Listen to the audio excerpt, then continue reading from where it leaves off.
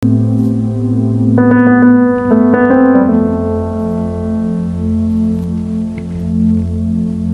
selamat pagi jemaat yang dikasihi Tuhan Yesus.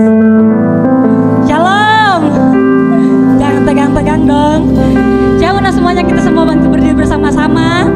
Katakan shalom buat kanan kirinya dari jarak jauh saja. Katakan Tuhan Yesus memberkati. Selamat datang kembali di ibadah kedua kita. Saya percaya bahwa kita semua penuh dengan sukacita. Kita semua penuh dengan kerinduan untuk datang menghampiri tata Tuhan yang kudus. Kita semua datang dengan hati yang rindu, lapar dan haus akan Tuhan, untuk bertemu dengan Allah kita yang dahsyat. Amin. Yang rindu untuk bertemu dengan Tuhan, silakan berikan tepuk tangan yang meriah buat Allah kita yang dahsyat. Amin. Mari kita tundukkan kepala kita bersama-sama. Kita bersyukur buat Tuhan untuk kebaikan Tuhan dalam hidup kita. Sebelum kita memulai ibadah kita pagi hari ini, kemuliaan bagi Engkau Allah di tempat yang maha tinggi. Puji-pujian kami bagi Engkau Tuhan Allah yang gagah dan perkasa, Allah yang sudah melakukan perbuatan tangan yang dahsyat dan ajaib dalam kehidupan kami. Dan kami percaya loh, karena perbuatan tangan-Mu yang dahsyat dan ajaib itu yang kami membuat kami datang tempat ini untuk membawa persembahan syukur kami yang terbaik, yang kami mau persembahkan buat Tuhan kami yang baik. Terima kasih untuk sukacita-Mu, terima kasih untuk penyertaan-Mu, terima kasih untuk kasih-Mu yang tidak pernah berkesudahan yang kami nikmati dalam kehidupan kami Tuhan. Oleh sebab itu Tuhan, kami ada di tempat ini untuk mempersembahkan syukur dan terima kasih bagi Engkau Allah yang sudah berperang bagi kami. Tuhan sudah memulihkan keadaan kami, Allah yang menyembuhkan kami. Bahkan sekalipun itu tidak kami alami dalam kehidupan kami, kami mau tetap datang untuk persembahkan syukur kami buat Engkau Tuhan. Sebab apa yang Kau buat dalam kehidupan kami itu baik, itu dasar, dan itu ajaib dalam kehidupan kami. Terima kasih Tuhan. Kami percaya bahwa sukacita-Mu melimpah dalam hidup kami. Oleh sebab itu kami memberia-ria dalam Allah yang menjadi sumber kemenangan dalam kehidupan kami. Terima kasih Bapa, terima kasih Tuhan Yesus, dan terima kasih Roh Kudus yang manis yang sudah ada dalam hidup kami, yang sudah ada dalam hati kami, memberikan kami damai sejahtera dan sukacita. Haleluya. Sama-sama dengan saya katakan amin. Haleluya. Tetap berdiri bersama dengan saya saudara. Kita pujikan Allah kita yang dahsyat dengan nyanyian syukur dan terima kasih. Kita puji Allah kita yang dahsyat, sebab Dia yang layak terima segala pujian penyembahan kita. Haleluya.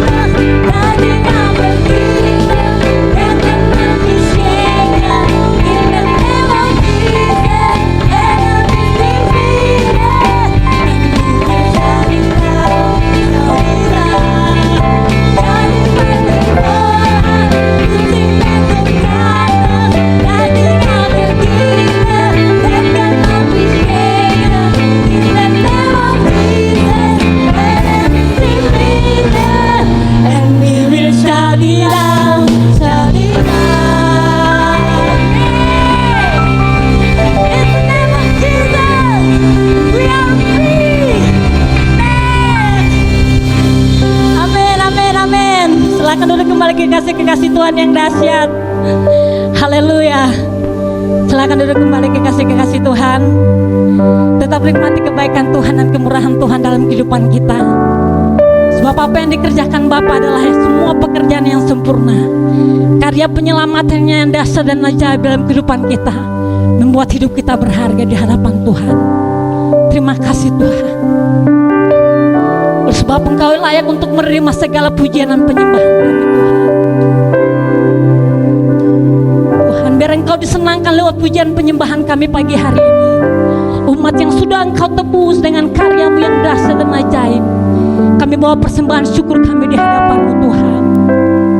Layak segala bangsa datang sujud dan menyembah Engkau, Raja di atas segala raja, Tuhan yang sudah mengerjakan karya dan dahsyat dan ajaib dalam hidup kami, Tuhan yang sudah berperang bagi kami, Tuhan yang sudah menyatakan kemenangannya dalam hidup kami. Kami bawa persembahan syukur kami bagi Engkau kami. Haleluya.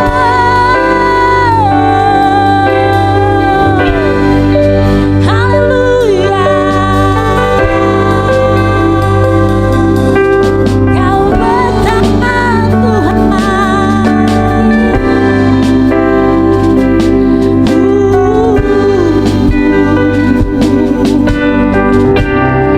Kami mau nyatakan keajaiban karya-Mu dalam hidup kami. Yes Tuhan.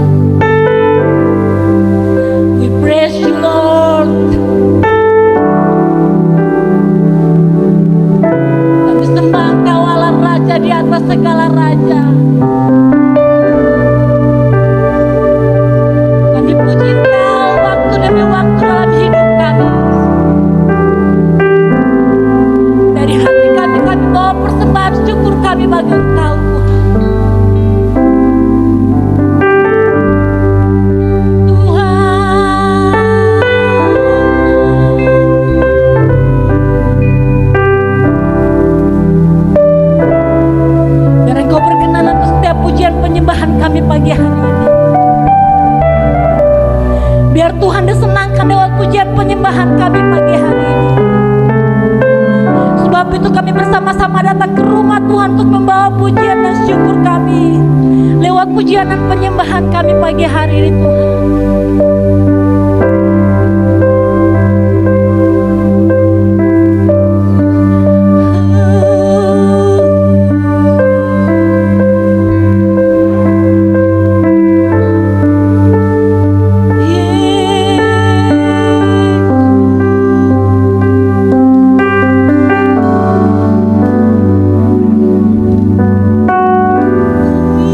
Sembah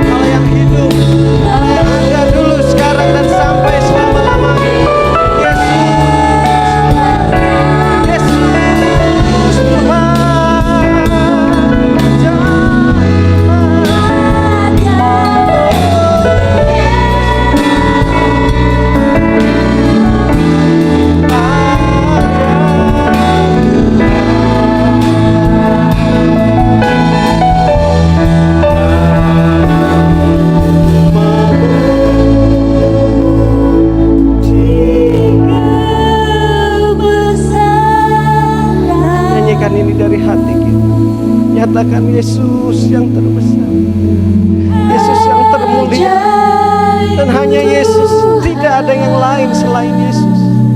Ya Yesus Tuhan, ajaib Tuhan. Kami memuji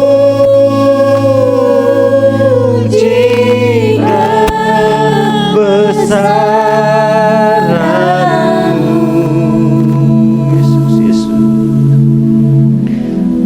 Ajaib Tuhan,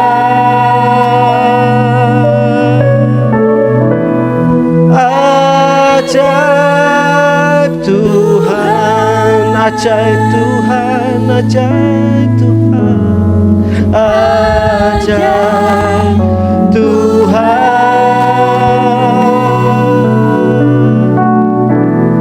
ajaib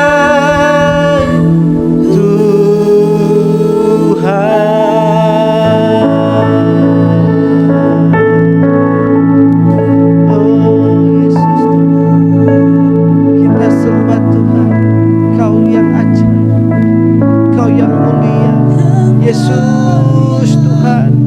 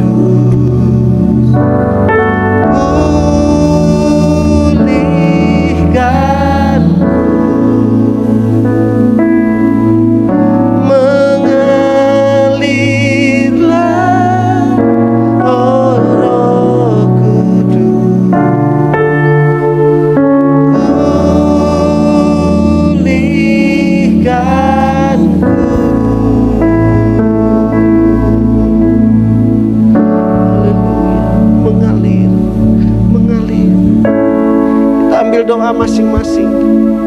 Kita ambil doa masing-masing. Fokus sama Tuhan. Fokus sama Tuhan. Kalau ada yang belum diselesaikan ketika kita mau datang beribadah, kalau ada sikap hati kita yang salah, pikiran kita yang salah, saat ini minta ampun sama Tuhan. Selesaikan sama Tuhan. Kalau ada orang yang merasa kita kecewa dengan orang tersebut, saat inilah saatnya datang, minta ampun, mengampuni, berikan pengampunan, doakan, berkati. Yesus, Yesus, Yesus, oh Jesus, mengalir kasih-Mu Tuhan memenuhi hati kami. Oh Yesus, Yesus, Yesus, Yesus, Yesus, mengalir, mengalirlah kuasa Roh Kudus, mengalirlah di hati ini, mengalirlah oh Roh Kudus, pulihkanku,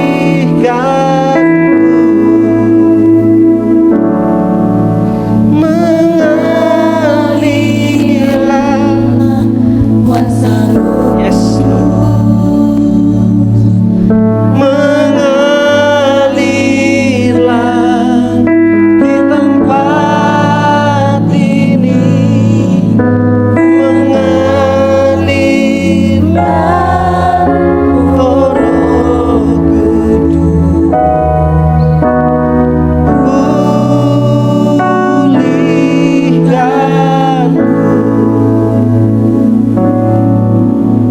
mengalirlah. Kuasa Roh Ambil waktu sama Tuhan. Lagu ini tidak saya persiapkan, tidak saya pikirkan, tapi saya percaya Tuhan punya maksud tertentu. Bahwa mengalirlah Roh Kudus, mengalir Kristus dalam hati kita. Karena masing-masing kita, saya tidak tahu ada apa dengan kita ketika kita berangkat dari rumah, di pekerjaan saudara, di rumah tangga saudara.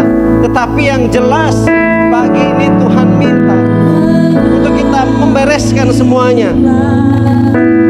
Kalau tidak kita datang menyembah tapi dengan sikap hati yang salah, maka tidak ada terjadi kegerakan rohani, tidak akan pernah terjadi terobosan.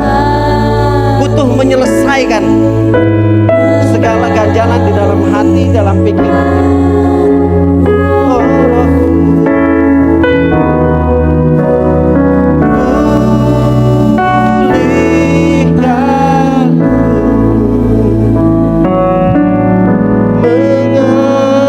mengalirlah oh Roh Kudus, pulihkanku,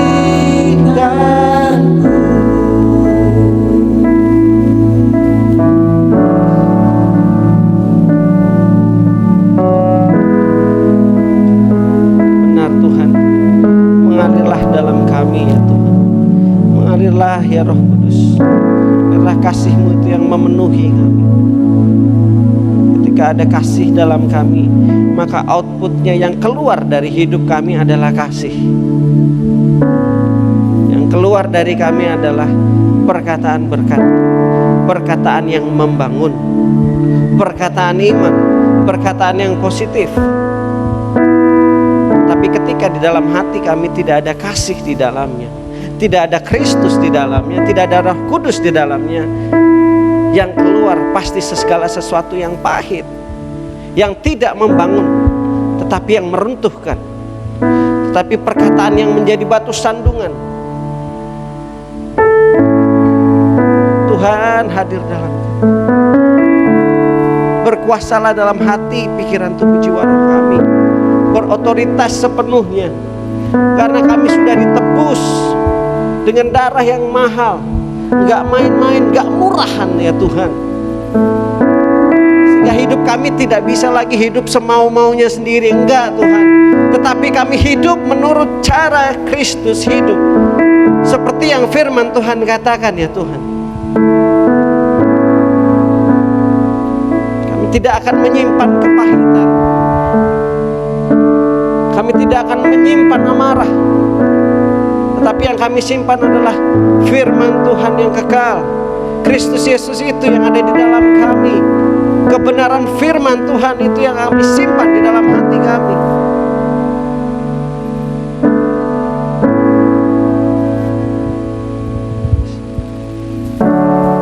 Terima kasih Tuhan. Terima kasih Tuhan. Kami mau taat ya Tuhan. Terima kasih Tuhan. Terima kasih. Terima kasih. Terima kasih.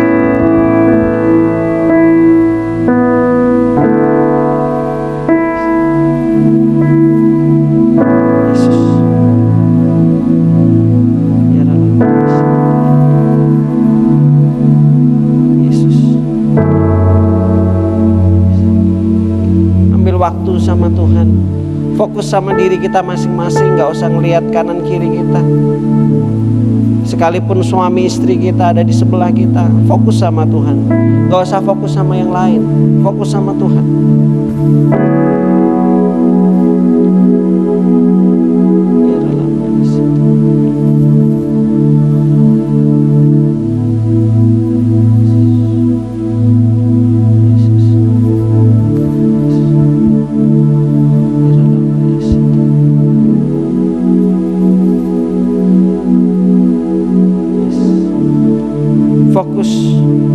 Fokus sama Tuhan. Terima kasih Tuhan. Terima kasih. Kami mau taat ya Tuhan. Kami mau taat sama Tuhan. Kami mau ikut yang menjadi kehendak itu, yang menjadi maunya Tuhan itu yang kami lakukan. Dan kami mau berakar di dalam Tuhan. Kami mau bertumbuh di dalam Tuhan. Dan kami mau berbuah di dalam Tuhan.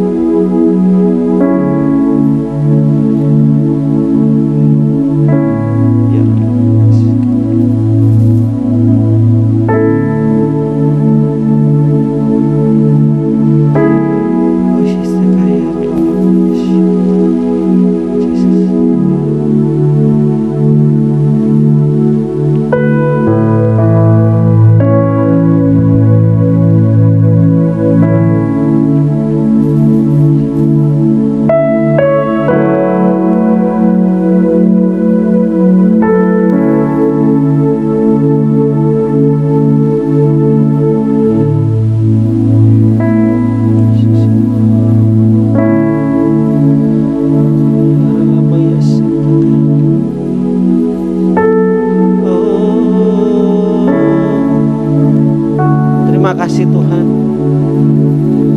Terima kasih Tuhan. Terima kasih Yesus. Ampuni segala pelanggaran kami ya Tuhan. Kalau kami ketika kami mau berangkat beribadah memuji Tuhan, kami diperhadapkan dengan suatu kejadian, tetapi kami tidak menjaga hati kami, menjaga pikiran kami, perkataan kami minta ampun ya Tuhan. Ampuni kami ya Tuhan, kami sudah salah. Kami mau melepaskan pengampunan bagi setiap orang yang sudah membuat kami kesal ataupun kami sudah menjadi batu sandungan bagi orang lain. Kami minta ampun Tuhan. Sucikan kami, kuduskan kami, layakkan kami ya Tuhan. Kami memberkati orang-orang yang mengecewakan kami. Kami mau memberkati orang-orang tersebut. Biarlah kasih Tuhan ada dalam kami semua, sehingga ada kasih Kristus, persaudaraan yang rukun, hidup rukun bersama. Itu yang ada dalam kami karena Kristus Yesus dalam kami. Pimpin kami Tuhan untuk mendengarkan firman-Mu ya Roh Kudus. Kami mau fokus mendengar firman-Mu. Kami mau ditegur, kami mau dikuatkan, kami mau diingatkan. Kalau kami salah, kami tidak taat firman-Mu, tidak taat dengan Kau, kami mau dibukakan, diberitahu kesalahan kami sehingga kami sadar dan kami mau berubah, bertobat dan meninggalkan kehidupan lama kami, dan kami hidup di dalam kebenaran firman Tuhan. Dalam nama Tuhan Yesus kami mengucap syukur dan kami berdoa. Haleluya. Amin. Ya. Shalom. Shalom. Suaranya kurang keras. Sepertinya ada yang masih berpuasa. Shalom. Ya, ini yang muda-muda nggak ada suaranya nih. Shalom. Ya, shalom. Karena pakai face shield jadi suaranya tidak maksimal keluarnya. Ya, jadi memang benar lagu yang mengalirlah itu tidak saya rencanakan, tapi saya mau belajar taat sama Tuhan. Gitu, saya nggak tahu, pribadi lepas pribadi kita yang tahu apa yang ada dalam hati pikiran kita. Tapi saya berharap itu semua tadi sudah kita selesaikan, gitu. Karena ketika jadi berat bagi seorang pembicara ketika kurang greget, itu akan berat nih untuk jadi seorang pembicara ini, membajaknya lebih setengah mati ya, kurang lebih begitu ya Mas Bram ya, gitu. Nah jadi makanya tadi yang Tuhan taruh adalah ada something dari kita masing-masing. Saya nggak tahu, mungkin kalaupun yang tidak ya it's fine, nggak apa-apa gitu. Tetapi yang merasakan itu fokus sama Tuhan, kembali sama Tuhan, gitu. Ya, ketemu lagi dengan saya secara langsung sudah setelah sekian lama. Ya, saya akan langsung, waktu kita singkat, kita buka dalam Kolose.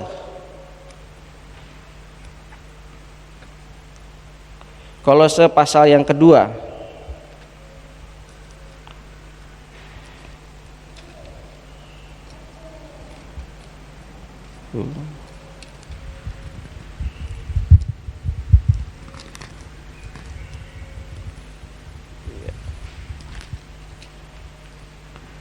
Ya, ayat yang ke-6 dan yang ke-7.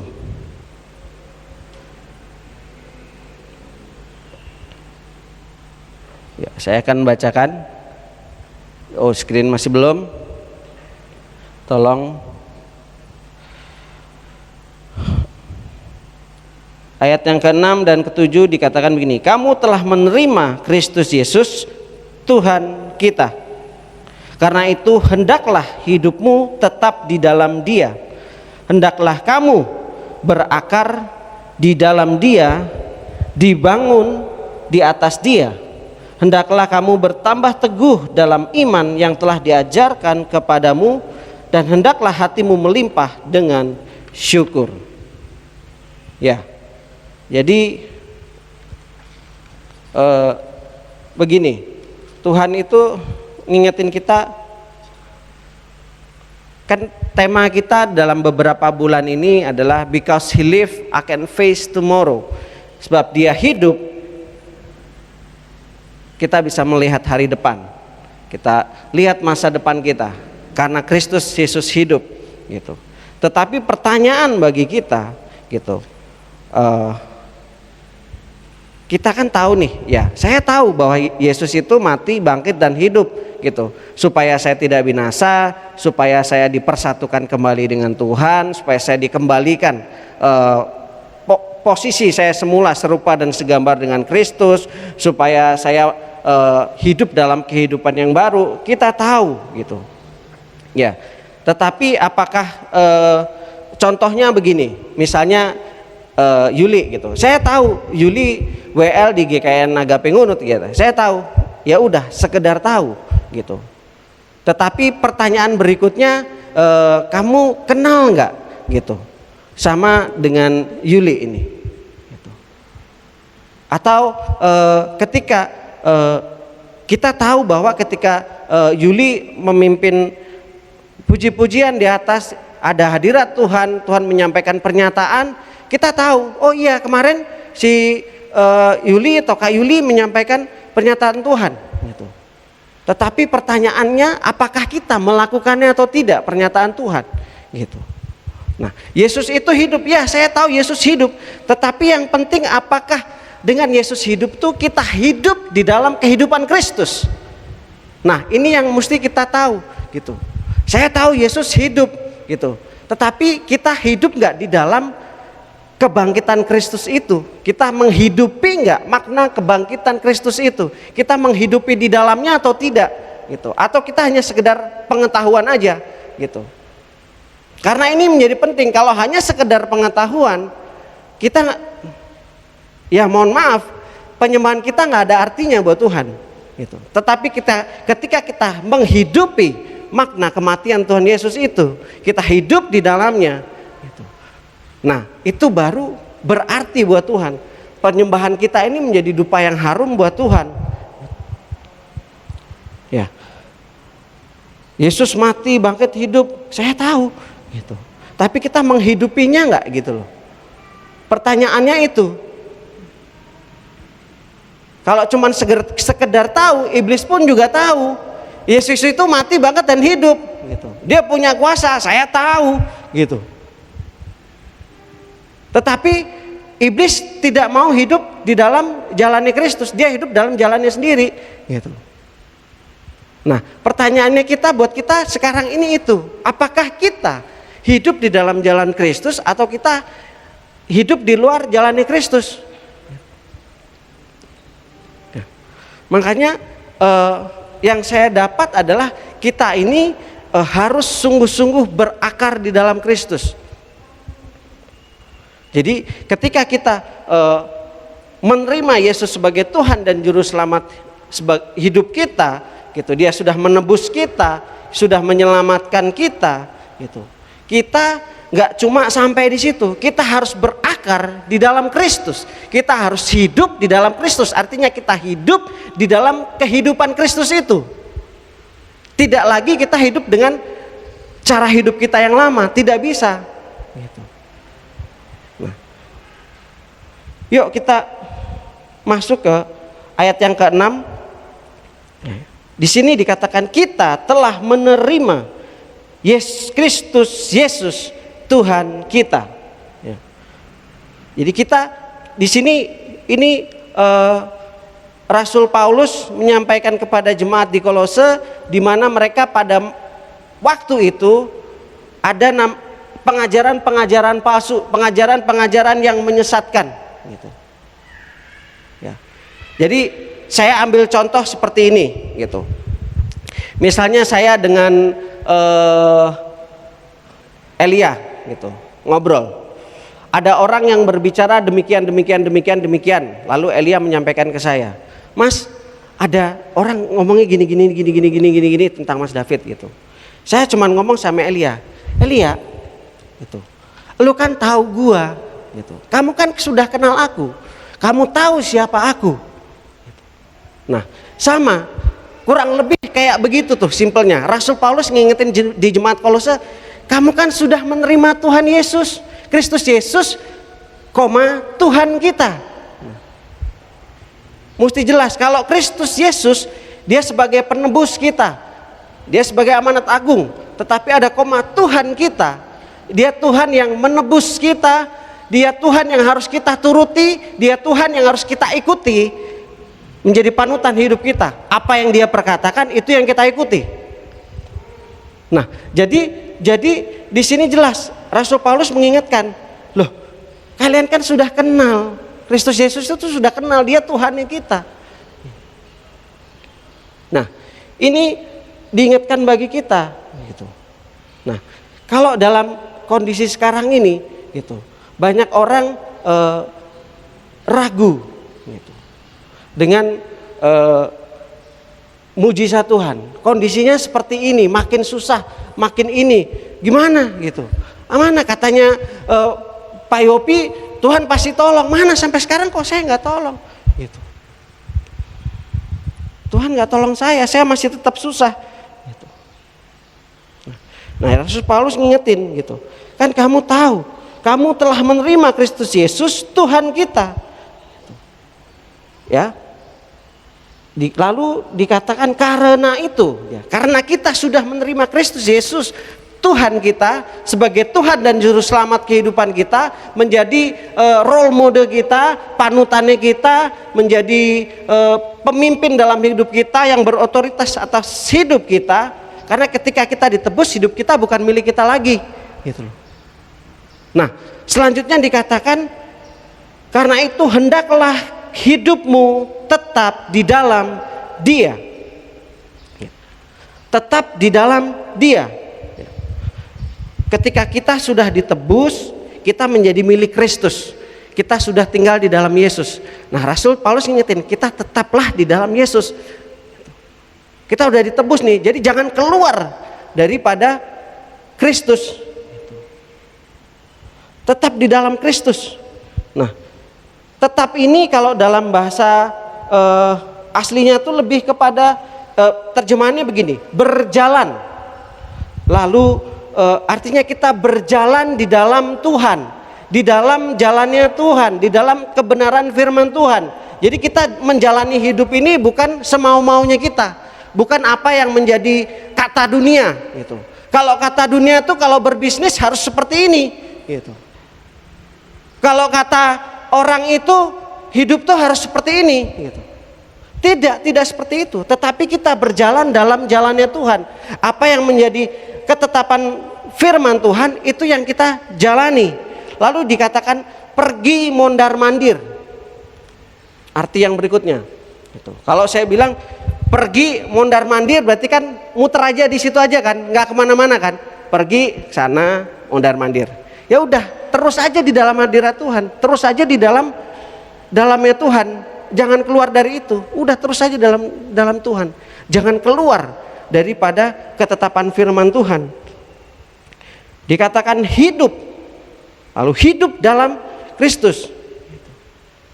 Ya, kalau hidup di dalam Kristus itu nggak akan kita disakitin orang kita ngebalas, wah titenono, sesok tak balas gue, titenono, nggak akan seperti itu. Itu bukan hidup di dalam hidup firman Tuhan, gitu. Nah itu makanya akhirnya kita cuma sampai pada pengetahuan doang. Oh saya tahu Yesus hidup, mati banget dan hidup buat saya. Because he live, saya tahu gitu. Tetapi kita tidak menghidupi karya kebangkitan Tuhan Yesus itu, kayak pengorbanan Tuhan Yesus itu. Nah lalu dikatakan berperilaku. Jadi perilakunya kita semuanya harus menggambarkan Kristus, bukan yang lain.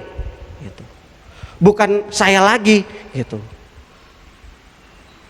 Ya aku ini orang Ambon ya kayak begini, jadi mau bagaimana lagi? Saya mau apa? Saya mau baku pukul kan? Mari. Nah, sudah nggak bisa seperti itu. Di sini jelas berperilaku di dalam Kristus, gitu. Ya.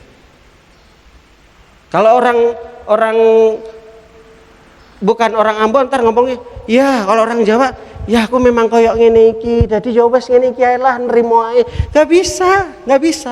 Kita hidup apa yang firman Tuhan katakan, bukan apa yang orang katakan, bukan apa yang dunia katakan, bukan apa yang budaya katakan, tetapi yang Kristus katakan. Itu perilakunya kita dalam menjalankan usaha, dalam berhidup, dalam berumah tangga, dalam hal apapun.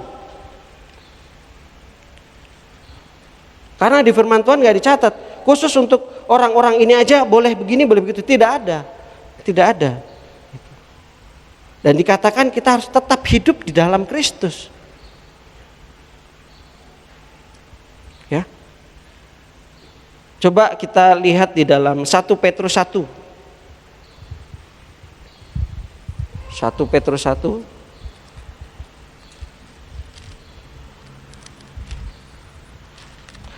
ayat yang ke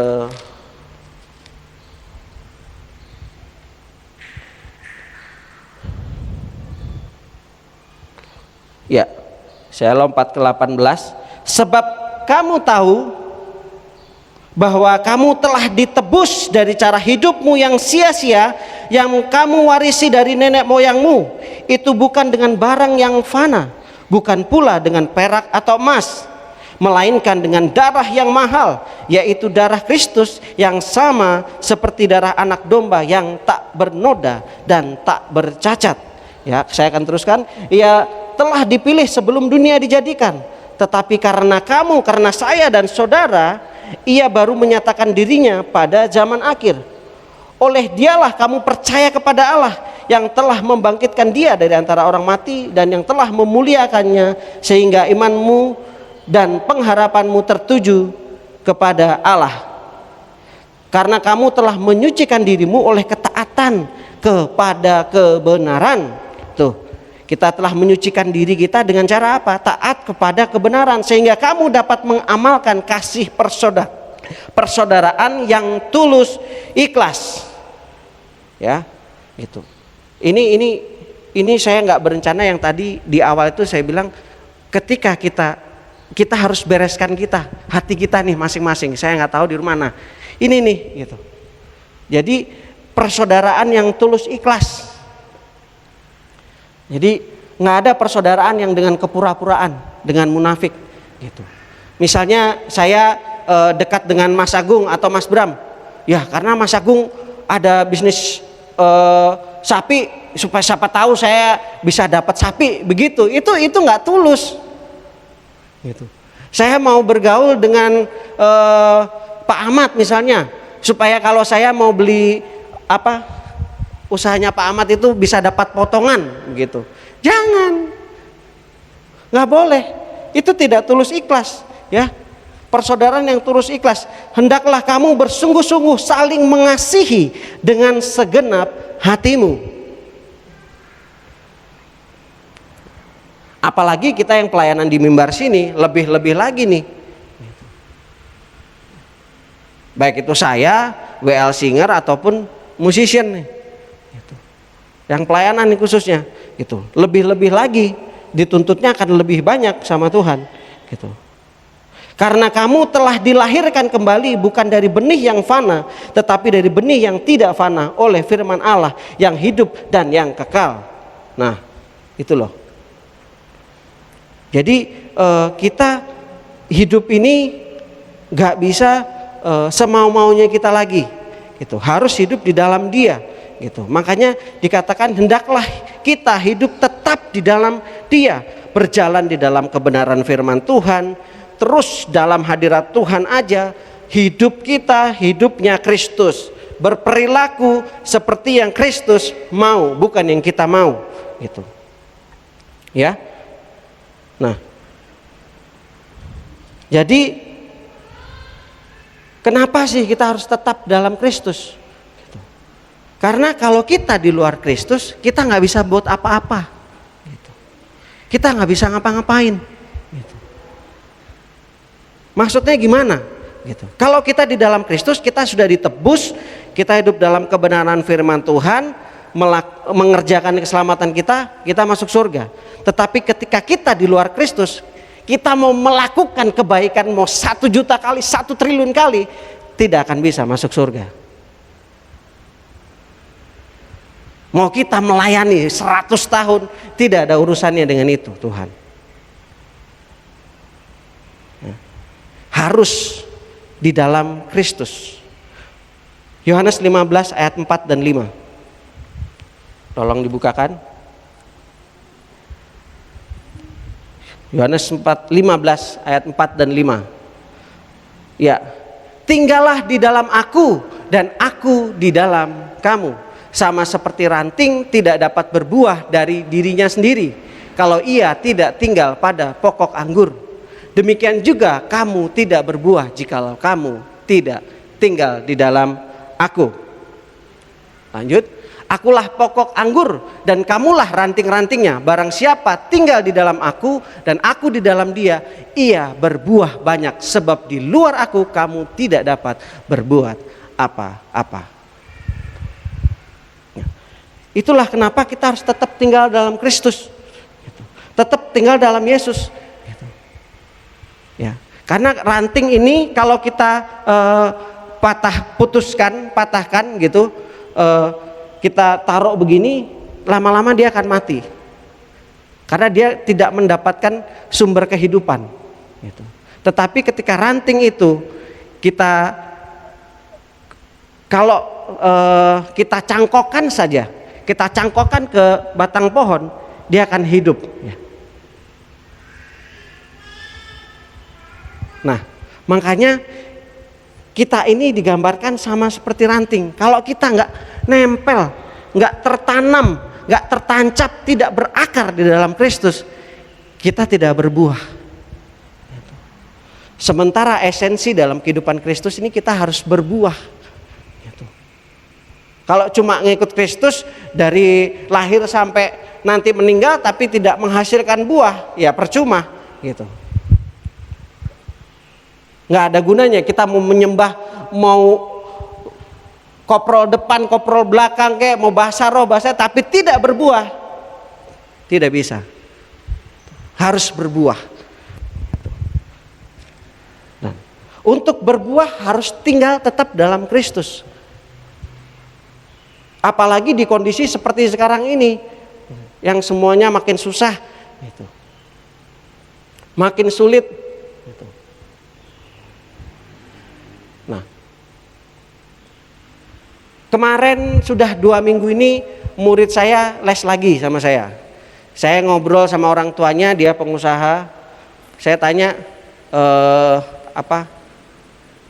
saya iseng-iseng nanya, gitu. Pak, nggak ganti mobil lagi? Karena orangnya biasanya ganti mobil. Wah, aduh mas, sekarang aja bisa bertahan aja udah bagus mas, gitu. Nah, untuk bisa bertahan aja dia menyampaikan itu udah bagus, gitu. Yang saya dengar, beliau ini income-nya sehari bisa itu 4 juta itu udah jelek. Sehari 4 juta itu jelek. Itu nggak bagus. Biasanya lebih dari 4 juta sehari gitu. Nah, dia bilang sekarang ini bertahan aja, dia bilang gitu udah bagus, bisa bertahan aja udah bagus gitu. Ya, pasti yang menjalankan usaha mengerti itu. Ya, mengalami itu. Tapi jangan khawatir gitu loh. Tetap di dalam Kristus gitu. Mau ada masalah tetap diam dalam Kristus, tetap berakar dalam Kristus. Oke, lanjut gitu. Lalu dikatakan di Kolose tadi, tolong Kolose 2. Ya. Di ayat 7 dikatakan, hendaklah kamu berakar di dalam Dia dan dibangun di atas Dia. Hendaklah kamu bertambah teguh dalam iman yang telah diajarkan kepadamu dan hendaklah hatimu melimpah dengan syukur. Lalu setelah kita menerima Kristus Yesus Tuhan dan Juru Selamat kita, Dia yang memimpin hidup kita bukan kita lagi, kita harus tinggal di dalam Dia. Nah, setelah kita tinggal tinggal tetap loh ya, nggak keluar masuk ya, nggak bisa. Kalau keluar masuk nggak bisa gitu. Keluar masuk itu maksudnya gimana Mas David? Ya, kadang hidup bener, sekali-sekali bolehlah kayak gini, nggak apa-apa lah, sedikit-sedikit lah, nggak bisa. Harus ambil keputusan sekali Yesus tetap Yesus gitu ya. Hendaklah kamu berakar di dalam Dia. Jadi ini Rasul Paulus ingetin kita harus berakar dalam Dia gitu. Dan untuk bisa kita berakar harus di dalam Kristus, nggak bisa gitu. Dan untuk bisa berakar dalam Kristus harus dalam Dia, tetapi yang utama harus menerima Yesus dulu sebagai Tuhan dan Juru Selamat atas kehidupan kita gitu. Tapi kalau kita nggak menerima Yesus sebagai Tuhan dan Juru Selamat atas kehidupan kita, ya nggak bisa gitu. Kalau cuman menerima, ya saya terima Yesus sebagai Juru Selamat, sebagai Nabi, ini nggak bisa. Harus komplit sebagai Tuhan dan Juru Selamat atas kehidupan kita. Itu harus komplit. Gitu. Kalau cuma Juru Selamat aja, jangan, harus komplit sebagai Tuhan. Dia yang berotoritas. Itu yang akan kita follow Dia. Kita mengikuti apa yang menjadi ketetapannya. Itu. Ya. Nah, harus berakar. Nah, berakar ini gimana? Gini. Fungsi akar ini kita tahu, ya. Akar ini fungsinya itu untuk menyerap air, makanan, nutrisi supaya melalui akar tersebut ya, tumbuhan ini dapat bertumbuh. Lalu setelah bertumbuh dia dapat bertahan menahan goncangan angin gitu. Dan kemudian pada akhirnya dia harus berbuah. Nah, jadi akar ini penting. Jadi kita berakar dalam Kristus itu penting gitu. Ya. Karena kalau kita cuma terima Kristus Yesus sebagai Tuhan dan Juru Selamat atas hidup kita dan kita tidak berakar dalam Dia gitu, nggak bisa. Kita kena masalah pasti tumbang gitu. Pasti tumbang, nggak mungkin nggak, karena akar kita nggak kuat gitu.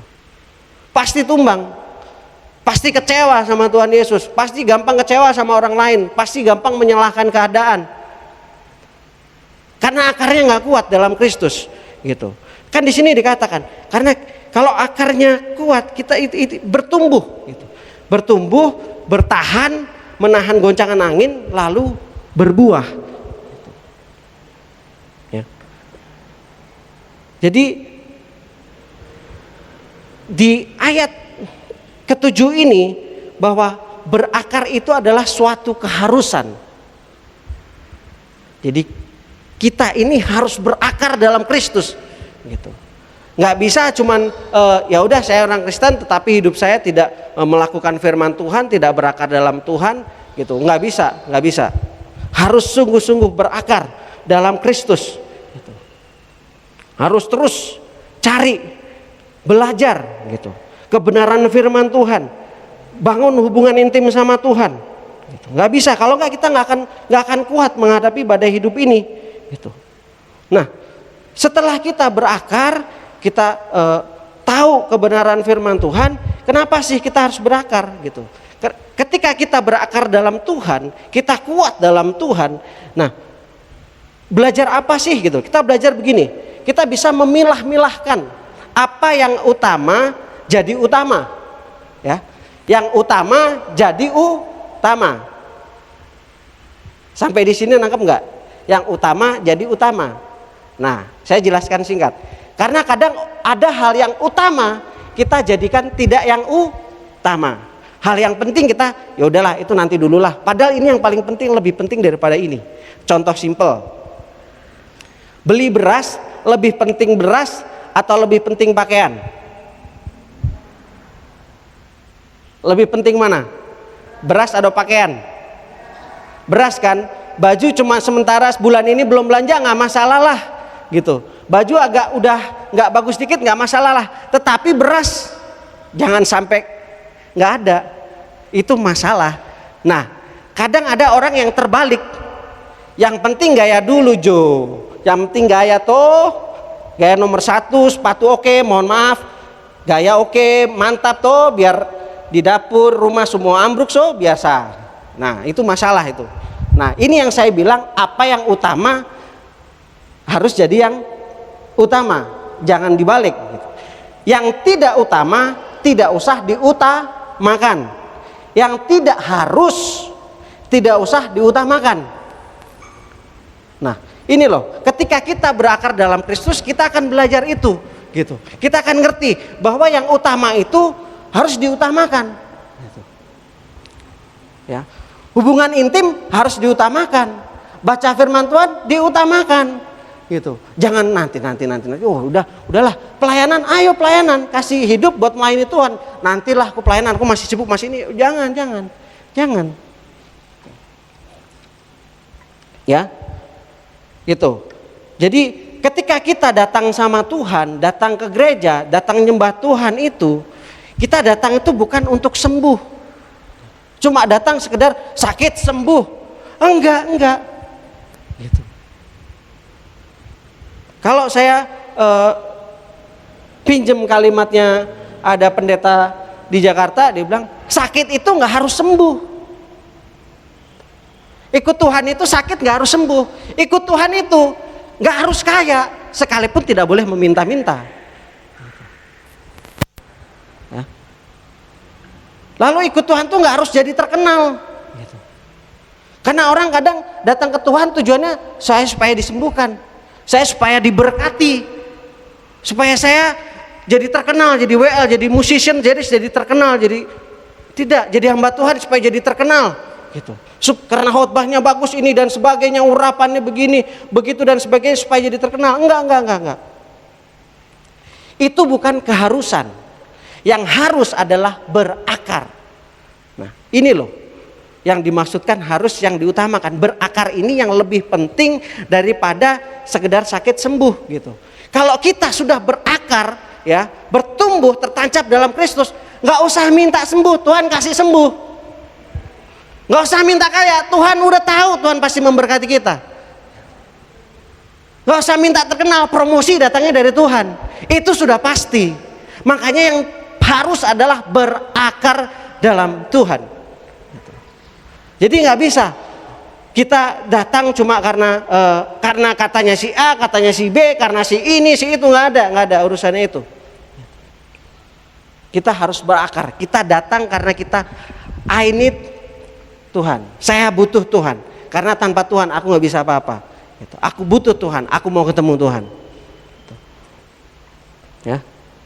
Jadi ini penting gitu. Makanya dikatakan tadi kalau kita ilustrasinya tadi kan berakar itu karena akar ini fungsinya untuk menyerap air, makanan, nutrisi. Ya. Kalau akarnya nggak kuat, bagaimana kita mau menyerap air gitu? Untuk menyerap air itu jauh di dalam ya, tempatnya itu ke dalam banget gitu, jauh di bawah. Kalau cuma akarnya cuma di permukaannya, hidupnya kena angin sedikit, badai sedikit, ambruk tuh pohonnya, layu, mati gitu. Kena panas sedikit udah mati, kena musim kemarau udah mati, kering gitu. Karena dia nggak berakar, akarnya nggak merambat sampai dia ke dalam sampai ketemu mata air. Jadi penting buat kita ini berakar dalam Tuhan ya. Jadi ketika kita berakar itu nutrisinya harus sehat loh gitu. Jangan salah, nutrisi yang kita dapat itu harus sehat gitu. Kenapa? Maksudnya gimana sih Mas David gitu? Karena di akhir-akhir zaman ini akan ada banyak, bahkan sudah ada banyak pengajaran yang menyesatkan gitu. Jadi nutrisi kita ini adalah firman Tuhan. Nutrisi kita ini ketika kita mendengarkan firman Tuhan, kita datang nyembah Tuhan, kita mendengarkan khotbah gitu. Bayangkan kalau ajaran-ajaran sesat itu nutrisinya kita tidak sehat, pasti outputnya nggak sehat, pasti kena masalah, gampang tumbang gitu. Makanya Rasul Paulus ngingetin ini loh, ini nanti kalau kita tarik ke sekarang, ini nanti ke depan dunia nggak akan semakin baik gitu.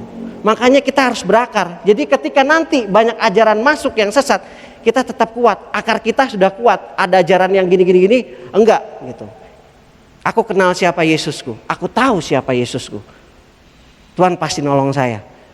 Gini ajaran gini, enggak. Ajarannya tidak seperti itu, karena kita sudah berakar dalam Tuhan. Gitu. Ya. Dikatakan akulah jalan kebenaran dan kehidupan. Bayangkan kalau kita berakar di dalam Kristus yang adalah jalan kebenaran dan kehidupan gitu. Yang kita serap itu nutrisinya sesuatu yang benar, sesuatu yang hidup gitu. Maka yang keluar pun pasti yang benar gitu. Nah, jadi pertanyaan kalau yang keluar dari kita adalah hal-hal yang tidak jadi berkat, perkataan makian ya, ngomongin orang, fitnah orang. Nah, ini akan ditanya, ini nutrisinya yang mana nih? Kamu dasarnya siapa?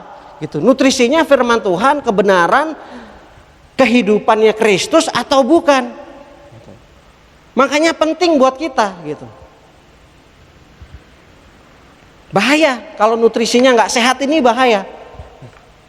Jadi nutrisi yang kita serap itu harus nutrisi yang sehat gitu. Makanya kalau kita nutrisinya nggak sehat, kita datangnya begitu ke gereja cuma karena pengen sembuh, karena pengen diberkati. Ntar udah Tuhan berkati aku nih lagi. Begitu diberkati lupa sama Tuhan. Karena akarnya nggak kuat. Ya. nanti kecewa sama teman-temannya gitu. Contoh gitu. Contoh ya Mas Bram, misalnya kecewa sama Mas Bram gitu. Lalu menyalahkan Mas Bram, ini gara-gara Mas Bram gitu. Kalau saya bilang ngapain nyalain orang gitu. Kalau sikap kita hati benar, kalau kita berakar dalam Tuhan Yesus, Mas Bram mau bikin apapun nggak masalah. Justru kalau Mas Bram salah, kita akan datang negur Mas Bram. Kita akan berdoa bagi Mas Bram. Kalau itu nutrisi yang benar dalam Tuhan. Bukan ngomongin, Mas Bram ini pembangku yang nggak usah dekat sama Mas Bram. Oh, hati-hati. Akankah nutrisi Anda benar? Jadi harus berakar dalam Tuhan. Ya. Jadi padahal ketika kita ke gereja itu kan esensinya kita memberi persembahan hidup kita buat Tuhan. Ya. Kita datang pengen ketemu Tuhan, kita nyembah Tuhan, pengen ngalamin Tuhan. Bukan datang untuk sakit sembuh, bukan untuk diberkati, bukan. Gitu. Tetapi karena kita mau jumpa dengan Tuhan, kita mau ngalami Tuhan, kita mau Tuhan membentuk kita mau diubahkan Tuhan gitu, untuk kita menjadi serupa dan segambar dengan Kristus. Itu ketika kita datang ketemu Tuhan. Gitu. Ya, makanya penting bagi kita nutrisinya harus sehat sehingga akar kita ini akan kuat, bertumbuh dengan kuat. Jadi kena badai nggak akan tumbang, ya. Kena pengajaran-pengajaran yang menyesatkan, kena pengaruh apapun itu, kita nggak akan mudah goyah karena kita punya akar yang kuat.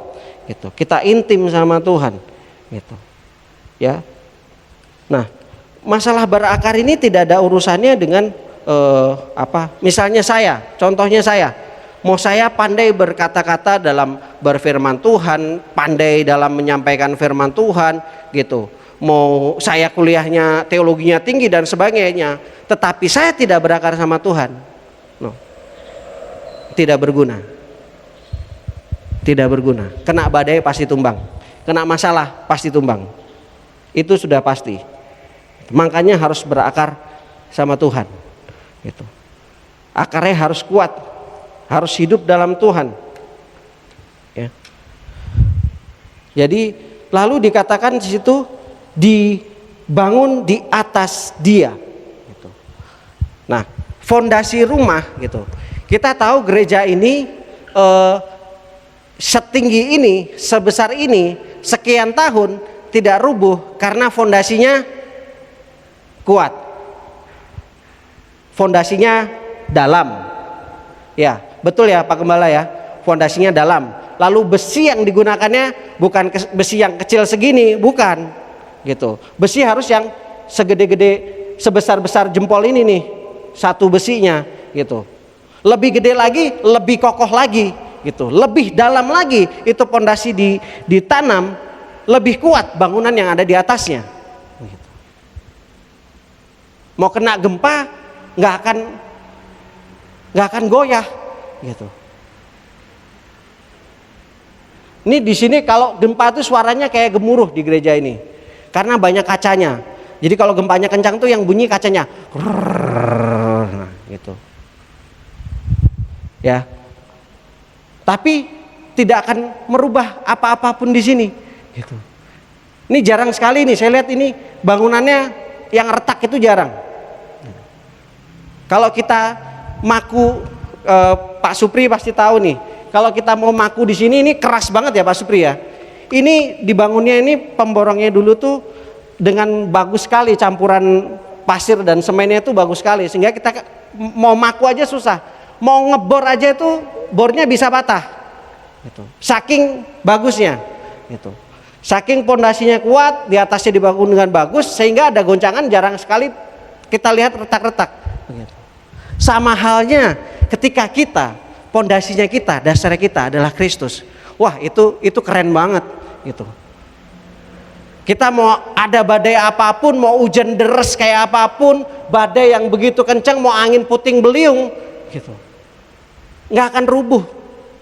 Nggak akan tumbang. Akan berdiri terus kokoh gitu. Kalau kita pondasinya Yesus. Makanya harus berakar, berpondasikan Kristus. Kalau enggak kita tumbang dalam menghadapi hidup ini. Karena hidup tidak akan semakin baik, makin susah. Gitu.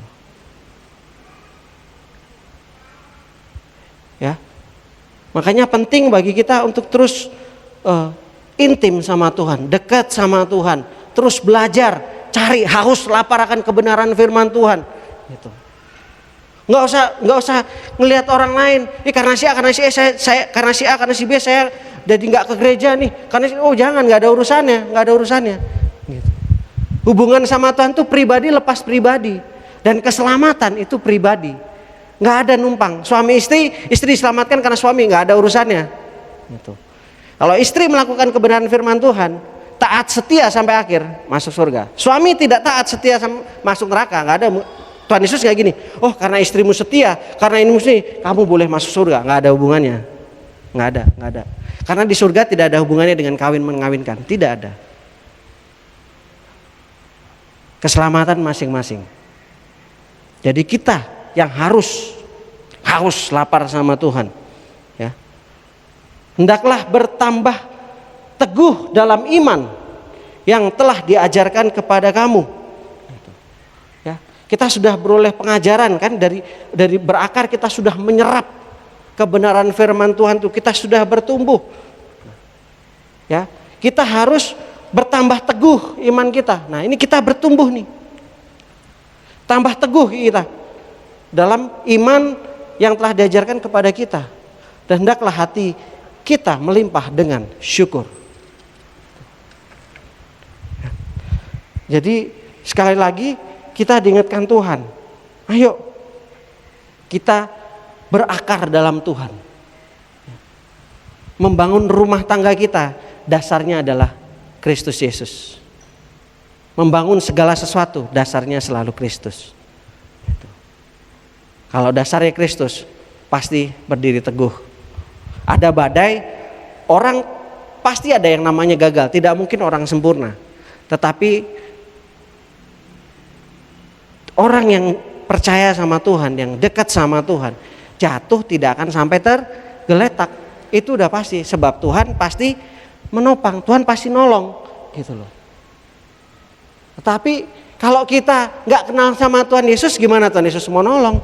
Gitu. Kita nggak intim sama Tuhan Yesus, jangan pernah bermimpi untuk Tuhan Yesus menolong kita. Kalau kita nggak berakar dalam Tuhan Yesus, kalau kita nggak dibangun dasarnya Tuhan Yesus, kalau kita nggak intim sama Tuhan Yesus, nggak bisa. Harus berakar dalam Tuhan Yesus, tidak bisa yang lain. Ya, itu yang Tuhan ingatkan bagi kita minggu ini. Ya, itu aja. Tugas saya selesai. Kita doa.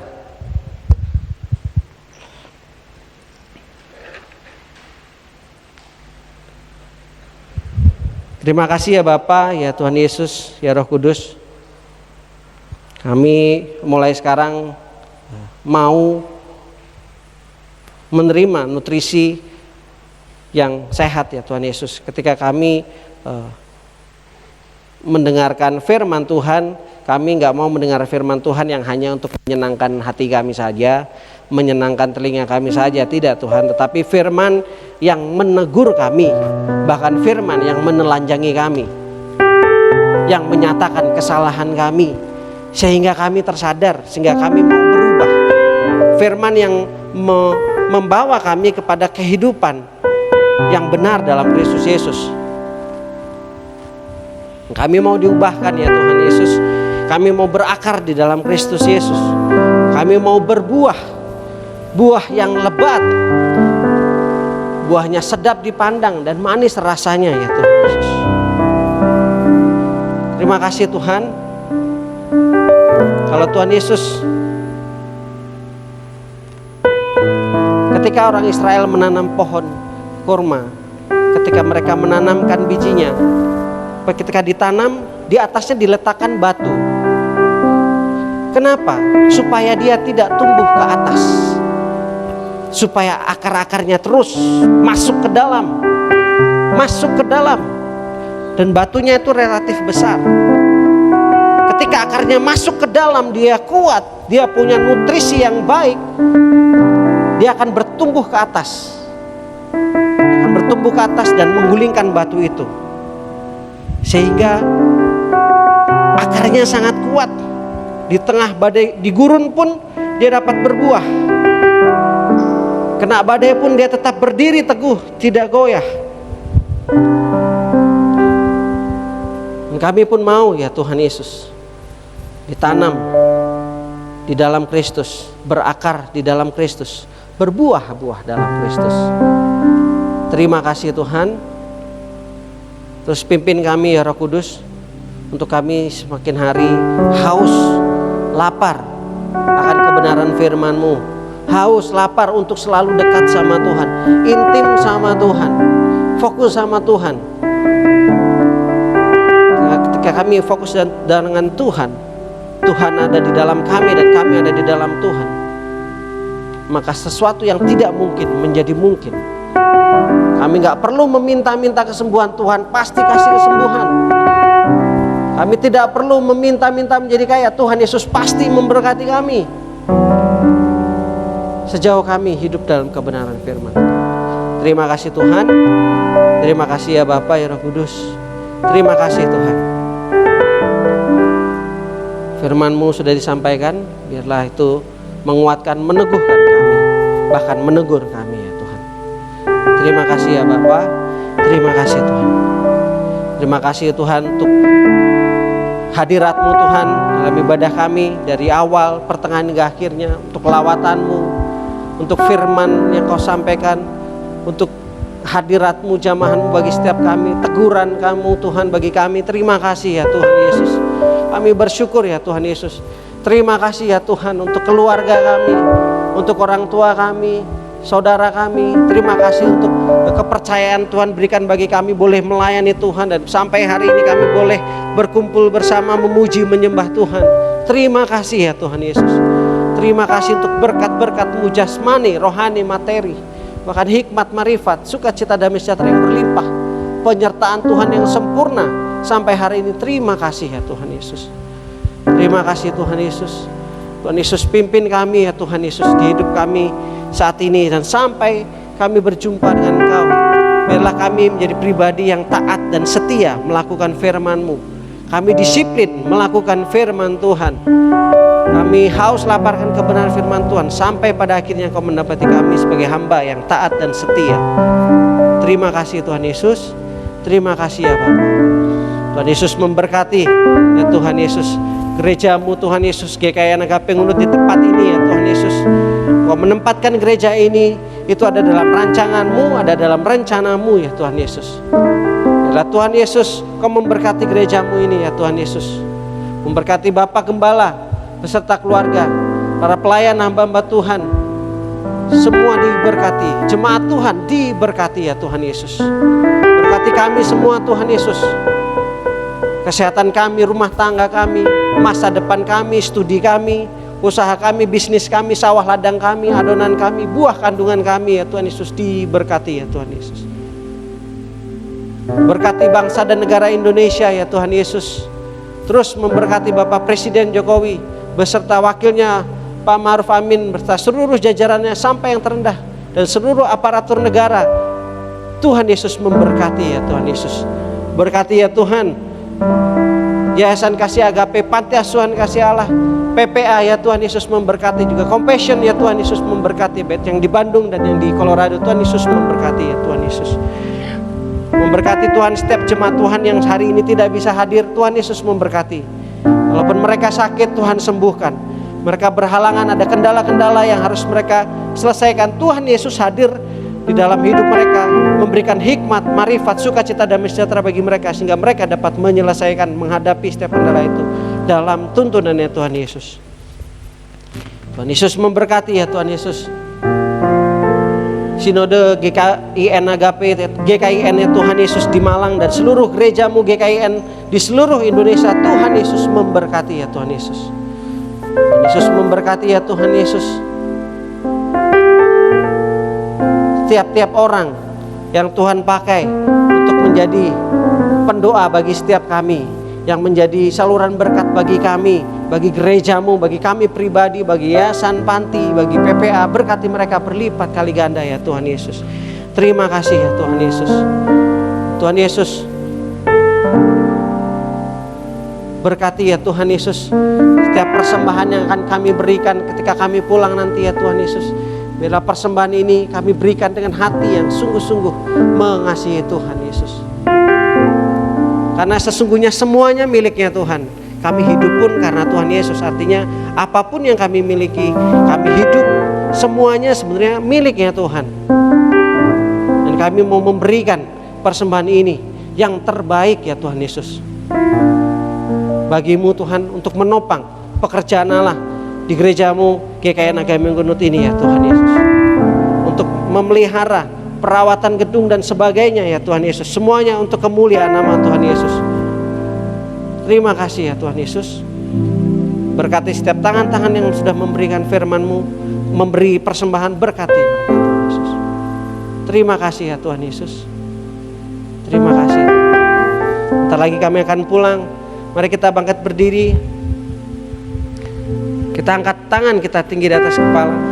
Fokus sama Tuhan, hati kita mengarah kepada Tuhan. Pandang Tuhan. Nah, berkat yang daripada Allah Bapa, Allah Anak, Allah Putra, Allah Roh Kudus akan dicurahkan berlimpah-limpah atas kehidupan kita. Usaha kita, bisnis kita, pelayanan kita, ternak kita, sawah ladang kita, buah kandungan kita, adonan kita, semuanya diberkati Tuhan. Dan Tuhan menghadapkan wajahnya, menyinari kita dengan kasih-Nya yang berlimpah-limpah. Terima kasih Tuhan. Terima kasih. Biarlah Tuhan, kami terus setia mengiring Kristus Yesus sampai akhirnya. Dan kami berjumpa dengan Tuhan Yesus pada kali yang kedua. Dan kami di bawah Tuhan, terbang bersama Tuhan, tinggal bersama Tuhan di surga. Terima kasih Tuhan. Di dalam nama Tuhan Yesus kami mengucap syukur dan kami berdoa. Setiap kita yang percaya berkata, amin. Bapa, terima kasih. Bapa, terima kasih.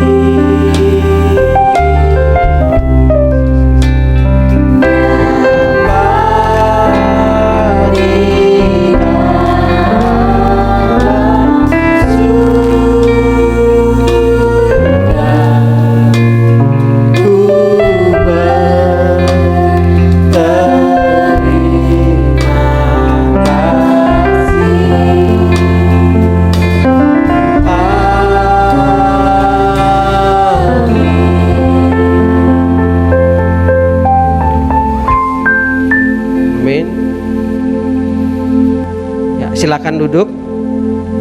Sebelum pengumuman berikutnya, perlu saya sampaikan bahwa minggu depan firman Tuhan akan dibawakan oleh Pendeta Roni Daud Simeon, tetapi secara video.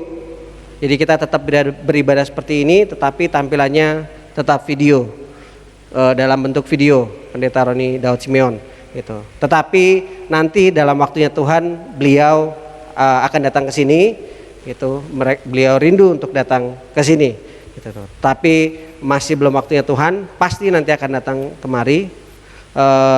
Lalu untuk amplop persembahan janji iman dan persembahan Natal yang sudah diambil boleh disimpan, lalu dikembalikan pada bulan Desember, paling lambat sebelum tanggal 25 ya Pak Hari ya. Sebelum minggu sebelum tanggal 25 itu amplopnya bisa dikembalikan. Tetapi toh kalau minggu depan sudah mau dikasih boleh gitu. Ya, itu saja tambahan dari saya. Tuhan Yesus memberkati. Silakan dilanjut. Jemaat terkasih, sebelum kita pulang kita akan mendengarkan warta selama sepekan yang akan disampaikan oleh tim multimedia.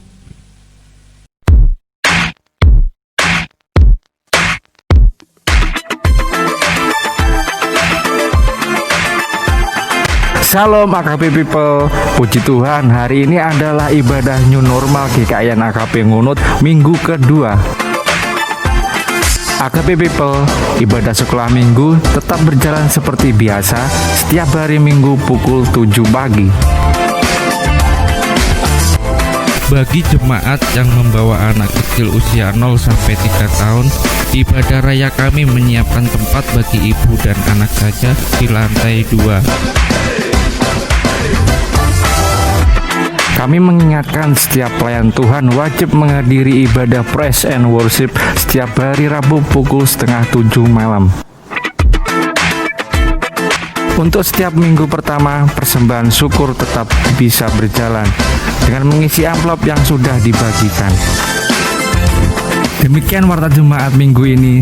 Terima kasih atas perhatiannya. Selamat hari Minggu. Tuhan Yesus memberkati.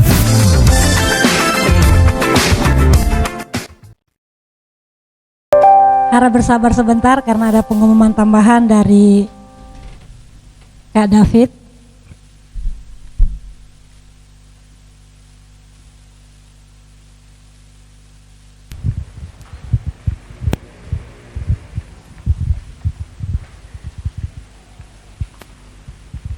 Ya, mohon maaf, cek, yuk, cek, ya. Tadi diingatkan Bapak Gembala bahwa persembahan Natal itu bisa diberi tiap minggu, tetapi untuk janji iman bisa sebelum Natal. Nah, kenapa tiap minggu? Karena waktunya sudah singkat. Kalau di tahun-tahun sebelumnya biasa tiap minggu kedua atau keempat ada persembahan Natal. Nah, karena waktunya sudah singkat, jadi ada 2 persembahan seperti biasa dan persembahan Natal. Jadi supaya untuk Natal kita pada tanggal 25 Desember nanti Natal kita, dan untuk waktunya akan ada pemberitahuan lebih lanjut setelah ada pembicaraan dengan Bapak Gembala dan majelis tentunya.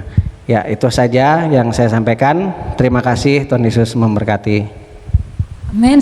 Sebelum kita pulang, kita akan tetap menjalankan protokol kesehatan. Jadi kami himbau untuk sayap kanan saya, jadi kiri, yang bagian tengah akan keluar duluan, akan dipandu oleh petugas. Setelah yang kanan, yang sayap kiri tengah, kemudian diikuti oleh sayap kanan yang paling luar, kemudian diikuti oleh sayap kiri yang paling luar dari kiri saya. Oke, semuanya saya harap bisa tetap mematuhi protokol kesehatan. Selamat berhari Minggu, Tuhan Yesus memberkati kita semua.